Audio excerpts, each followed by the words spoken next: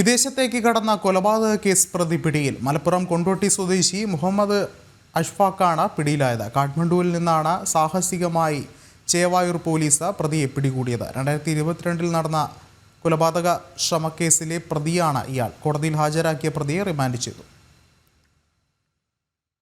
കൂടുതൽ വിവരങ്ങളുമായി ദിസ്ന സുരേഷ് ചേർന്നുണ്ട്. ദിസ്ന, എപ്പോഴാണ് പ്രതി പിടിയിലാകുന്നത്?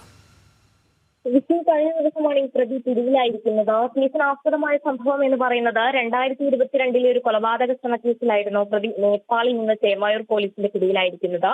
മലപ്പുറം കൊണ്ടോട്ടി സ്വദേശി മുഹമ്മദ് അഷ്ഫാഖിനെയാണ് ഇപ്പോൾ പോലീസ് പിടികൂടിയിരിക്കുന്നത്. അതായത് 2022 ബാലുശ്ശേരി സ്വദേശിയായ ലുക്മാനുൽ ഹക്കീമും ഭാര്യയും തമ്മിലുള്ള ഒരു വിവാഹമോചന കേസുമായി ബന്ധപ്പെട്ട് പ്രശ്നങ്ങൾ നടക്കുന്ന സമയത്ത് വിദേശത്തായിരുന്ന ലുക്മാനുൽ ഹക്കീമിന്റെ ഭാര്യ പിതാവായ മലപ്പുറം രണ്ടത്താണി സ്വദേശി കുഞ്ഞു മുഹമ്മദ് കുട്ടിന്റെ മകളുടെ ഭർത്താവായ ലുക്മാനുൽ ഹക്കീമിനെ കൊല്ലുന്നതിനായി ബേപ്പൂർ സ്വദേശിയായ ജാംഷിഷ എന്നയാൾക്ക് 2 ലക്ഷം രൂപയ്ക്ക് കൊട്ടേഷൻ കൊടുക്കുകയായിരുന്നു. ആ കൊട്ടേഷൻ ടീമിലെ ഒരംഗമായിരുന്നു ഈ പ്രതി.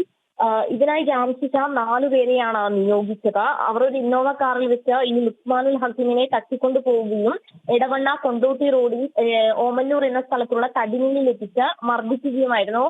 ഇദ്ദേഹത്തിന്റെ കയ്യിലുണ്ടായിരുന്ന പണവും മൊബൈൽ ഫോണും ഒക്കെ ഇവർ കവർന്നെടുക്കുകയും പിന്നീട് നാട്ടുകാർ കണ്ട സാഹചര്യത്തിൽ ഇദ്ദേഹത്തെ അവിടെ ഉപേക്ഷിച്ച് കടന്നു കളയുകയുമായിരുന്നു.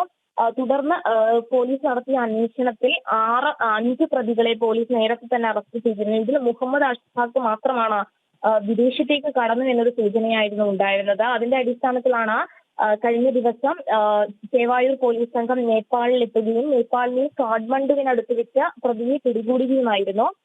കോടതിയിൽ ഹാജരാക്കിയ പ്രതിയെ റിമാൻഡ് ചെയ്തിട്ടുണ്ട്. ശരി, ദിസ്ന സുരേഷാണ് വിവരങ്ങൾ നൽകിയത്.